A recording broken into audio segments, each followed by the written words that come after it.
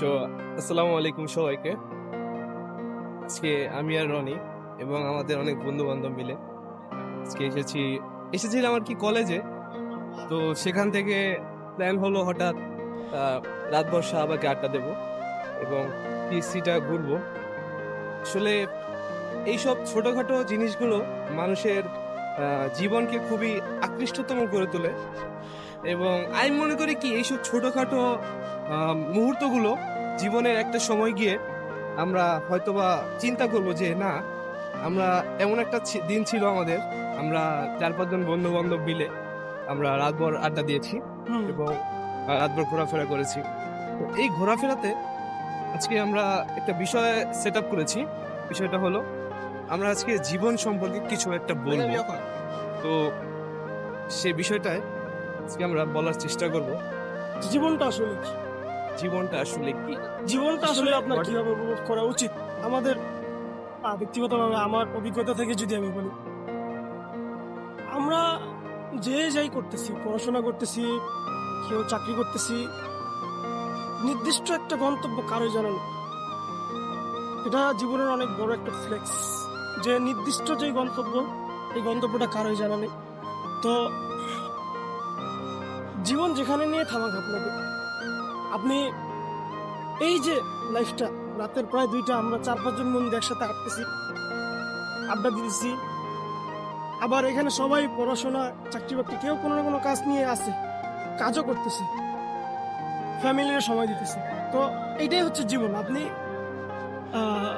যত কোটি টাকার মালিক হয়ে যান না কেন, বা জীবন আপনাকে যেখানে নিয়ে যাক না কেন, ফ্যামিলি, ফ্রেন্ডস, আপনার কর্ম, এগুলো নিয়ে সময় দেন। আশা করি ইনশাল্লাহ জীবনটা আপনি ভালোভাবে উপভোগ করতে পারবেন। আপনি যদি আপনার ফ্যামিলি, ফ্রেন্ডস, শুভাকাঙ্ক্ষী, এই মানুষগুলোর সাথে ভালো টাইম স্পেন্ড না করতে পারেন, তাহলে দেখবেন একটা সময় গিয়ে আপনার ওই কোটি টাকা আপনার কাছে মূল্যহীন মনে হয়, আমি মনে করি।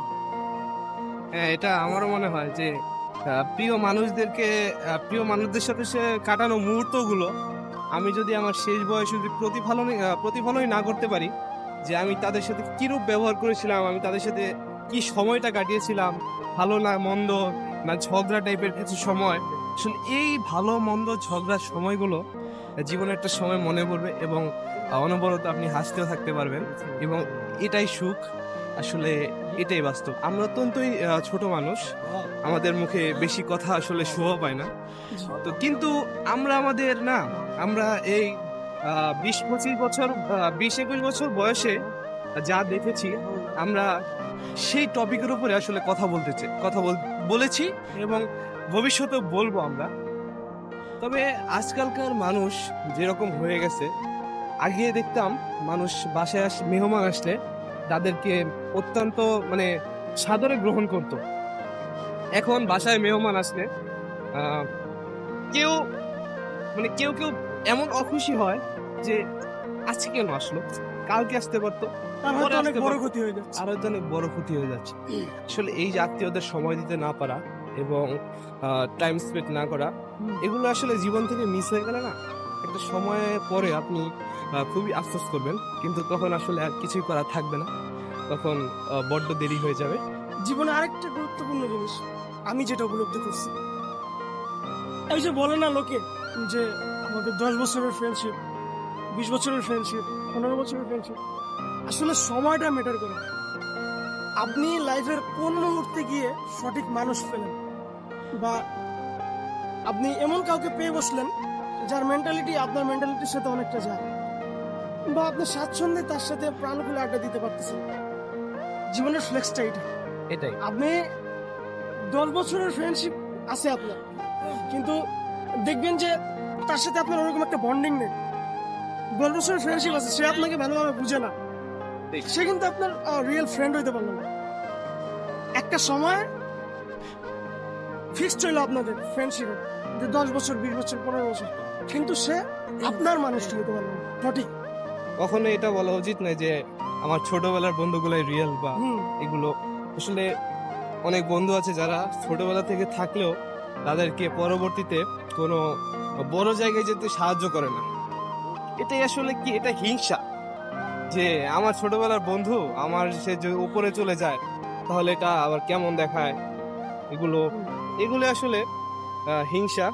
নিজের মেন্টালিটির একটা বন্ধু পাওয়া কিংবা নিজের মেন্টালিটির একজন শুভাকাঙ্ক্ষী পাওয়া আসলেই খুবই দরকার জীবনের একটা মুহূর্তে।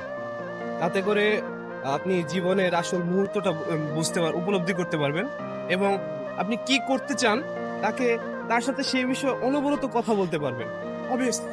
এবং ওই কথা বলার মাঝখানে কিন্তু আপনার সলিউশনটা পেয়ে যাবেন, যার ফলে আপনি আপনার লাইফটা ইজি হবে এবং আপনি আপনার লাইফে উন্নতির চূড়ান্ত শিখরে পৌঁছাতে পারবেন।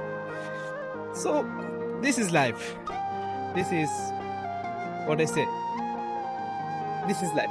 That's it. এখানে আমাদের সম্পূর্ণ কথাগুলো ছিল ব্যক্তিগত অভিজ্ঞতা থেকে। আপনাদেরকে আমরা কোনো জ্ঞান দিইনি বা বলতেছি না যে লাইফের আপনারা- স্মৃতিচারণগুলো আমরা শুধু স্মৃতিচারণ করলাম। সো ভুলভ্রান্তি ক্ষমার দৃষ্টিতে দেখবেন। আসসালামু আলাইকুম।